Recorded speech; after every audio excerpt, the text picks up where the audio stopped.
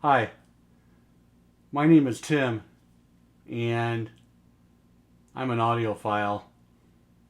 I'm considering myself an audiophile at this point in my juncture of record collecting. I've been collecting records. I've been back into vinyl now for over 5 years. And to me, to be a record collector, to be an audiophile, you need to have an opinion. You need to have a point of view. Which direction are you going to take your collection? What music are you interested in? What music are you open to becoming interested in learning about other musical adventures? These are things you have to have conversations with yourself as you go deeper into collecting records and loving music. This is kind of a different video today.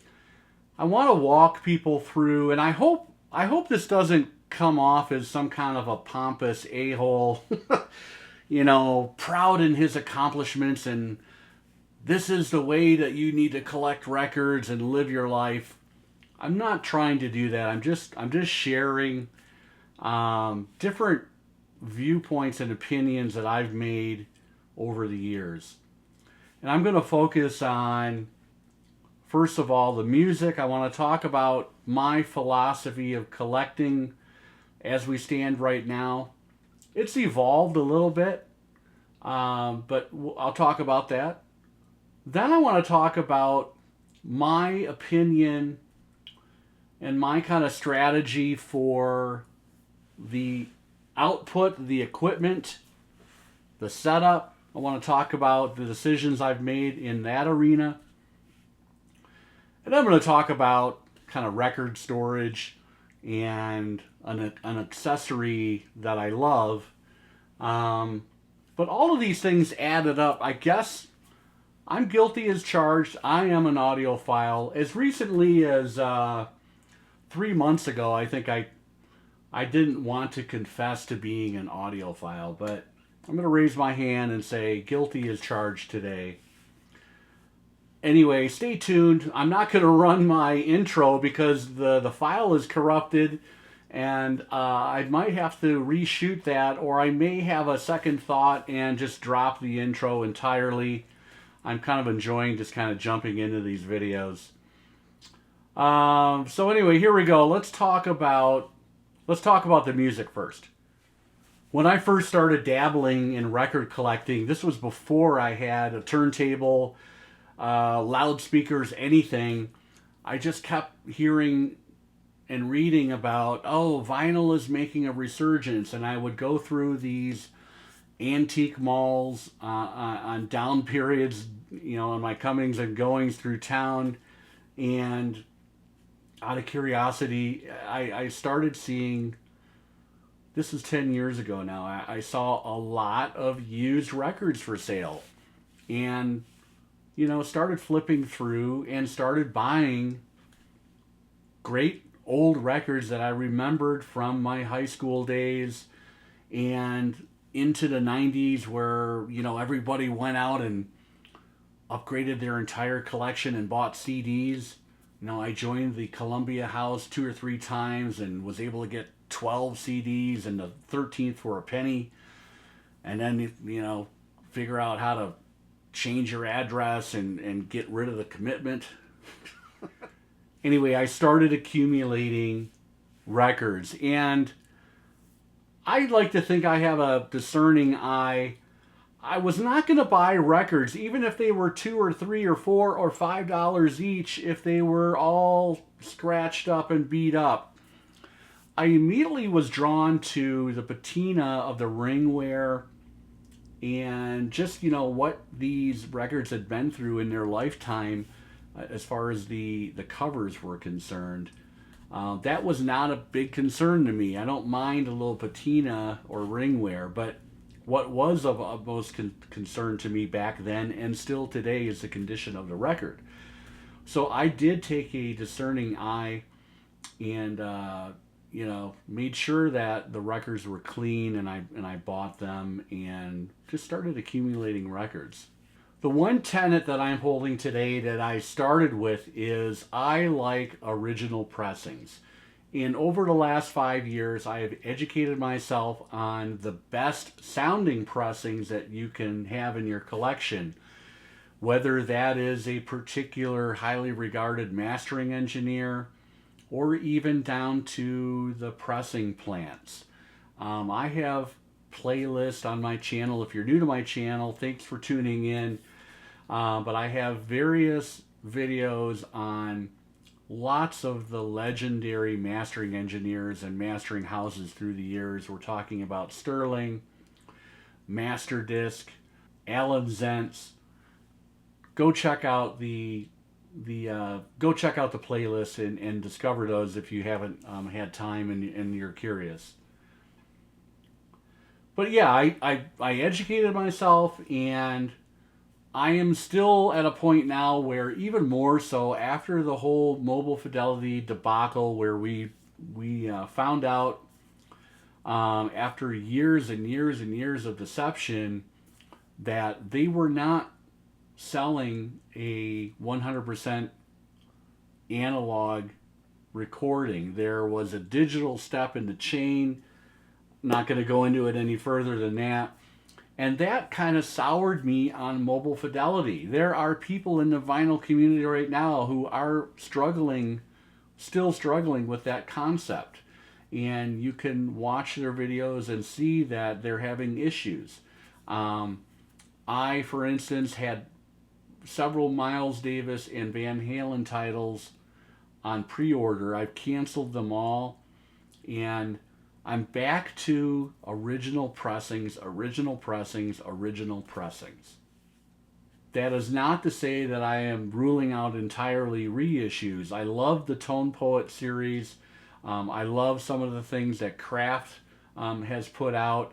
The Big Star reissues come to mind, and others. So I'm not entirely ruling out well done reissues. And even if they happen to be digital, I'm not crestfallen at that fact. But coming from a marketing background, I am not happy with the way that Mobile Fidelity has presented themselves throughout this kind of debacle.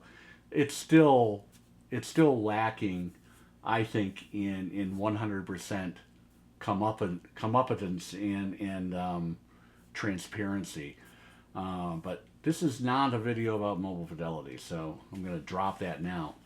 Anyway, I want to share with you the joy of original pressings. 2 of the 5 albums I'm going to show you right now, I discovered in bins in the last 2 to 3 weeks.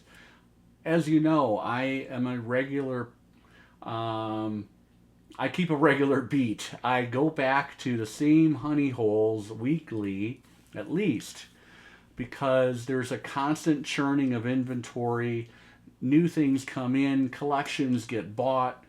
Who knows what you're going to find? It keeps life interesting. One of my favorite records, 1982, Marshall Crenshaw from Berkeley, Michigan. Of course, I'm a Michigander as well. I love this album. I recently found an Allied press with the original hype sticker from Rolling Stone. I had kind of a subpar copy of this. This is now going to be my main playing copy. I don't have the Intervention reissue. I'm happy with this. I recently did a video about when is enough. When to stop rebuying multiple copies and reissues of albums. I think if you have an original copy that is in pristine condition, that sounds great to your ears on your system, you're good to go. And I'm stopping here with this Marshall Crenshaw original pressing. This is an early Countdown to Ecstasy Steely Dan album on the very, very early ABC. The kind of playing blocks is what they call that iteration of the label right there. This thing is in near mint condition. I found this last year as an upgrade copy to another copy I had. Steely Dan is one of my favorite bands, and the whole UHQR announcement from Chad Kassem at Analog Productions and Acoustic Sounds has thrown me into an area where I'm not sure what direction I'm going to go. I think I'm going to order Can't Buy a Thrill as a test case. I'm going to compare it to my very, very early original ABC pressing that I have that's in near mint condition. And I just put that on the turntable the other day. I posted it on Instagram, and man, that thing just sounds so fucking amazing. And I'm intrigued. I'm intrigued that they have the original master tapes. I'm intrigued that someone, of the stature of Bernie Grundman is going to be working with those tapes. I have to buy the first one and do a quick test and see what I think. So, I will entertain reissues when I think it's necessary. This is another original pressing that I found actually about a year ago. One of the best albums of the 1980s. This is the debut album, A Flock of Seagulls. This was on the Jive, which is a subdivision of Arista. Again, near mint condition. I try to keep all of my great looking, great sounding records, my revered pieces of my collection in sleeves. I love getting the anti-static protection for the actual record, and then I have an outer sleeve. I use Vinyl Solutions for those out of Canada. I'm currently out. I've got to buy some more. Not a spokesperson for them by any means, but they put out a great product, and I think it's the clearest product that I've seen. I've seen a lot of cheap, milky sleeves that I hate, and these things are really well made and crystal clear, as you could probably, hopefully see. Is a record label going to put out a reissue today in a die-cut fashion like this original?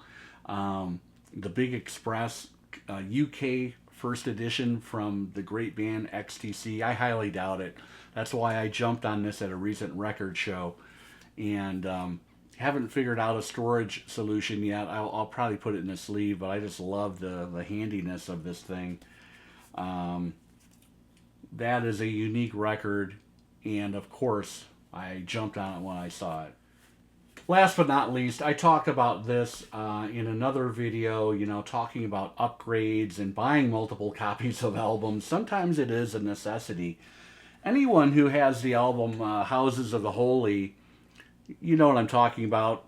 You tell me, is this one of the cleanest looking covers you've ever seen? This, yes, is an original US pressing, and I was shocked when I saw this. I thought it was one of the 2014 Jimmy Page issues, but this is the 1973 release.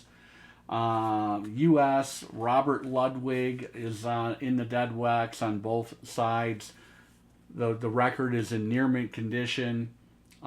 Picked this up for, I think, $22 and jumped on it when I saw it.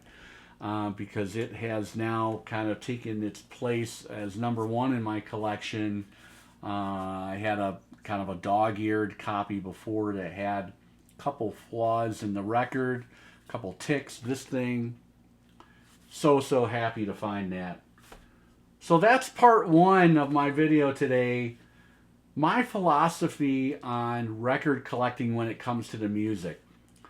First of all, to boil this thing down, I go out and look for original pressings in great condition. I've recently picked up an ultrasonic cleaner that I can now rely on to help me out as far as removing grime and dust and gunk off of these original pressings. and I'm no longer kind of afraid to pick up something that looks kind of dusty, as long as there are no noticeable marks on that record or scratches. I think that you stand a good chance of bringing that thing back to life with an ultrasonic machine. You know, whether it takes a few cleanings and a few cycles, if the price is right, it's not too risky to invest in that record and see what happens. Now, the second part of my philosophy is I am not concerned about buying particular reissues, but I am becoming much more selective. The whole mobile fidelity thing threw me for a loop internally. I still have several MoFis that I love. I have started to keep my eyes peeled for the first generation of MoFis, and I currently have about 4 of those. I've got another video where I talked about 2 killer albums that if you can find, you want to have those in your collection. So that was the music portion. I'm now going to talk about vintage gear, and then I'm going to talk about storing your records. If you've watched my channel, you know that I am a vintage gear freak, and I'm currently running my main turntable here is a Thorens TD 145. That's circa 1978, 1980. Very, very well made tables, made in Switzerland, I think is where Thorens is from. I found this actually on the Steve Hoffman forums in their classifieds, got a great price on it. It had been gone through and overdone or overlooked by a well-known Thorens guy in New Hampshire who works on Thorens and offers reconditioned Thorens all the time. The 145 kind of claim to fame is it's the same unit as the TD 160 or the TD 160 Super, although the 145 adds auto stop and auto lift on that tone arm at the end of when you're finished with a record. Love the veneer, and I think it matches really well with a vintage integrated amp that I have. That's a Macintosh MA6100. I've talked about this. This has now been the heart and soul of my setup. Going on about a year now. I put up a very detailed video about when I purchased this unit, and had a local tech go through it, and he actually used to work for Macintosh, so quite lucky in that. But just love the warm. This is a solid state unit, of course, rated at about officially 70 watts per channel, but it was tested and rated at over 90. Plenty of oomph, plenty of drive, smooth, even sound. Absolutely love it. I love the glass look of the Macintosh with the iconic green and then the red power indication. Have been super happy with this unit. I've had other vintage receivers and amps. I currently am running a Harman Kardon twin powered 730 in my living room that I love, and it could easily be my main unit as well. That's how much I love it. To tell you how much I love, or as an indication, I had a Marantz 2230, which is kind of the sweet spot, one of those iconic early 70s Marantz receivers, and actually traded that in against this Macintosh integrated. So anyway, you'll see that I did get this is a reproduction of the original wood case on that Macintosh. Very, very well done. Had to have that because it just goes so well with the Thorens, and then over to that wood veneer on the Boston Acoustics A200s. When it comes to loudspeakers, I would love to own a pair of $3,000 or $4,000 state-of-the-art audiophile quality speakers, but I've kind of made a decision to go the vintage route, and I love, first of all, I love the Boston Acoustics line. These were made in, the late 1980s into the early 1990s. This in particular is the A200 model. I'm going to show you an A150 as well that I have as kind of a backup. But why do I like these? They have a very nice kind of state-of-the-art, as of the early 90s, specifications. They have a really nice low bass frequency response.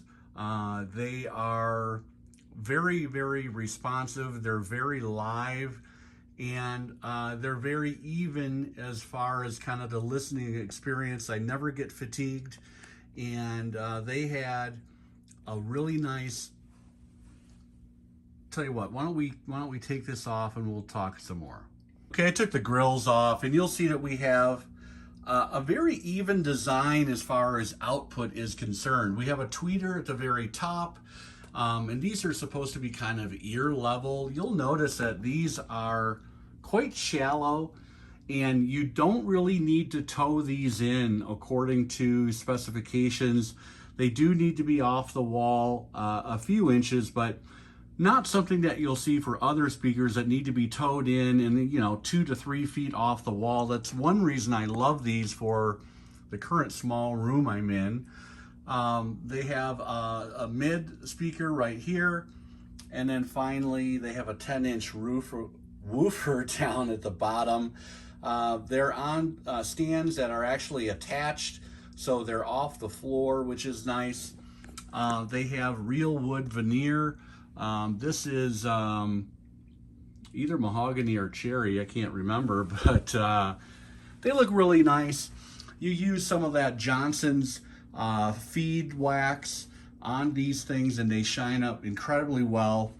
But again, the kicker for me is not only the appearance. I love that vintage wood look, but the sound is amazing.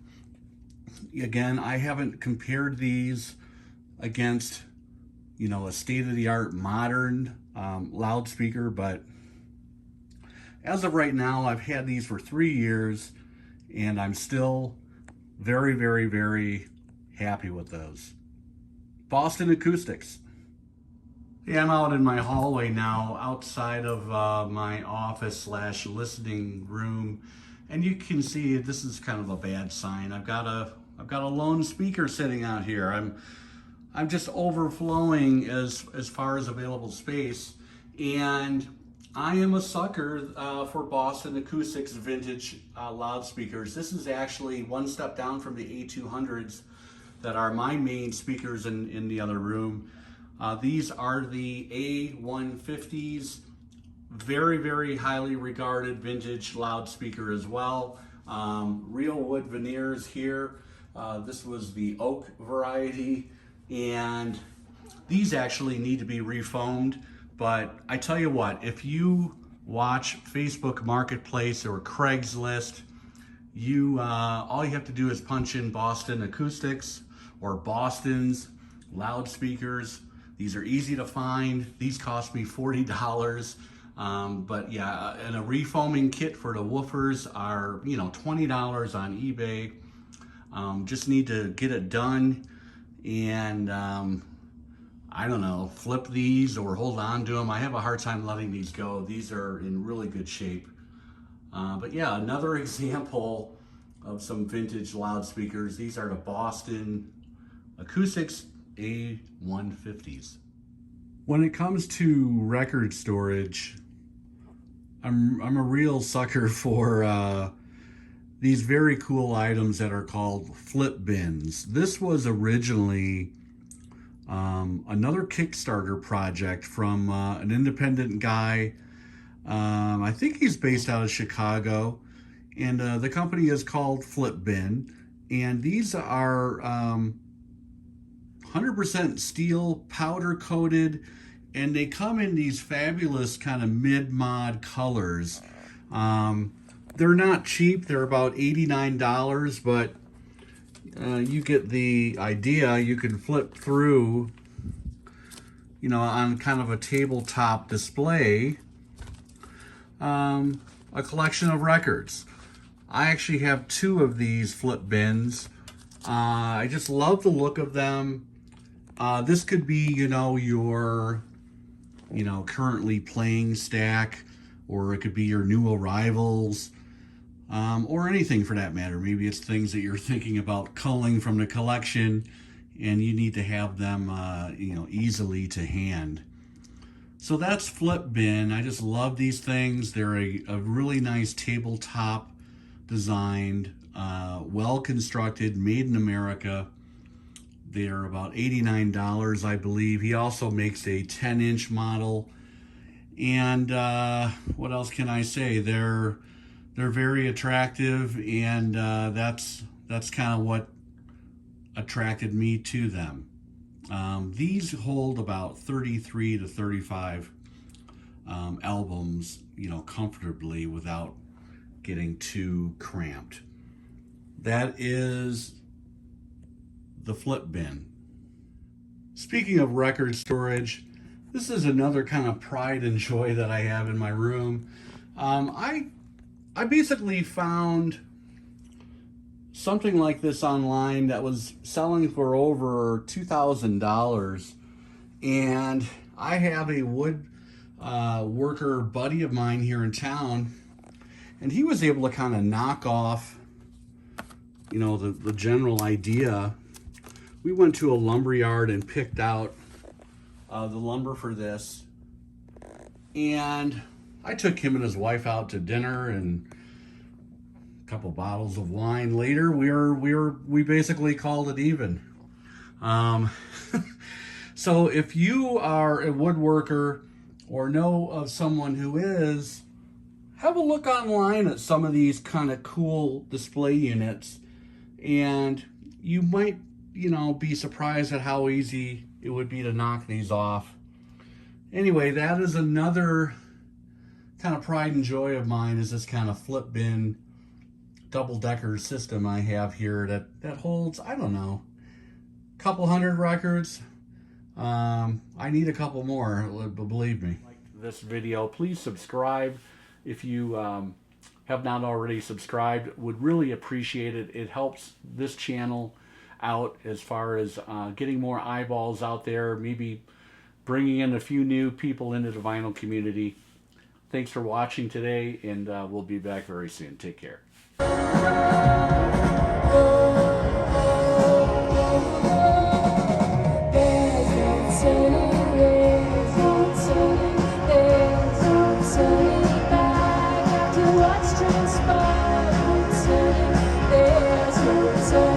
There